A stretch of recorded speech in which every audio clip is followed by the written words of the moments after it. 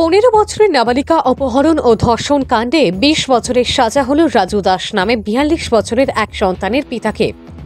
18 জনের সাক্ষ্য বাক্য গ্রহণের পর দোষী সাব্যস্ত করে 6 পক্সো ধারায় বিলোনিয়া জেলা ও দায়রা আদালতের বিচারক গোবিন্দ দাস বৃহস্পতিবার দুপুরে রাজু দাসের 20 বছরের কারাদণ্ড, 10,000 টাকা জরিমানা ও অনাদায়ে 2 বছরের কারাদণ্ডের রায় ঘোষণা করেন।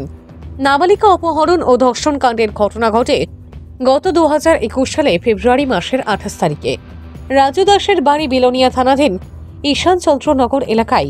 ঘরে বিবাহিত স্ত্রী সহ একটি কন্যা সন্তান রয়েছে। 15 বছরের নাবালিকার সাথে পরিচয় হয় মামার বাড়িতে। পরবর্তী সময় নাবালিকাটি চোত্তাখোলা বাজারে উৎসবে আসার পর সবার অলক্ষ্যে নাবালিকাকে অপহরণ করে নিয়ে যায়।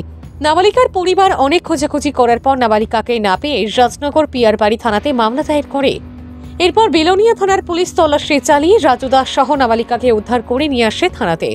পুলিশ নাবালিকাকে পরিবারের হাতে তুলে দেওয়ার পর রাজু দাসের বিরুদ্ধে অপহরণ ও ধর্ষণের মামলা নথিভুক্ত করে বিলোনিয়া আদালতে সোপর্দ করে। দীর্ঘ 4 বছর পর নাবালিকা অপহরণ ও ধর্ষণ কাণ্ডের সাথে জড়িত অভিযুক্ত রাজু দাসের বিরুদ্ধে সাজা ঘোষণা করেন বিলোনিয়া আদালতের বিচারক। সরকারি পক্ষে মামলাটি পরিচালনা করেন স্পেশাল পিপি প্রভাত চন্দ্র দত্ত। ভানুচন্দ্রের রিপোর্ট, আসাম প্রাইম নেটওয়ার্ক।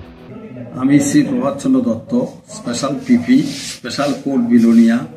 আজকে নাবালিকা অপহরণ ও ধর্ষণ কাণ্ডে রাজু দাস নামে এক ব্যক্তিকে আদালতের বিচারক শ্রী গোবিন্দ দাস 20 বছরের সশ্রম কারাদণ্ড দেয় এবং 10,000 টাকা জরিমানা করে অনাদায়ে 2 মাসের জেল।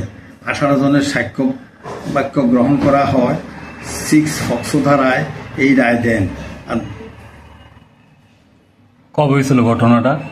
ঘটনাটা হয়েছিল 28/2/2021 তারিখ। নাবালিকার পরিবারের পক্ষ থেকে কি মামলা করা হয়েছিল? নাবালিকার পরিবারের পক্ষ থেকে মামলা করছে। কোন থানাতে মামলা করছিল? পিয়ারবাড়ি থানায়। পিয়ারবাড়ি থানাতে মামলা করছিল। রাজু দাসের বাড়ি কোন জায়গায়? রাজু দাসের বাড়ি বিলোনিয়া সুকান্ত কলোনি।